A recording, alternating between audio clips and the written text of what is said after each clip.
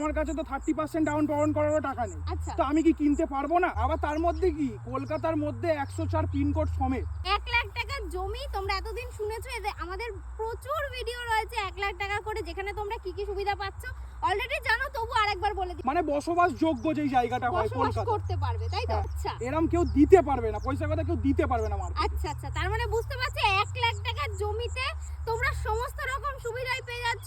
EMI এর সুবিধা আছে নাকি? একদম ইএমআই পেয়ে যাবে। আপনার 30% ডাউন পেমেন্ট করবেন, রেস্ট অফ অ্যামাউন্ট আপনার 36 মান্থ করুন কি 48 মান্থ করুন, সেটাই আপনার ইএমআই চলবে। আচ্ছা মানে আপনার ধরে রাখুন 2800 থেকে 3000 এর মধ্যে ইএমআই থাকবে, ওর বিনা থেকে বেশি যাবে ইন্টারেস্টে। না। বিনা ইন্টারেস্ট, কোনো ইন্টারেস্টই লাগছে না এখানে। আচ্ছা, মানে ইন্টারেস্টও দিতে হচ্ছে না।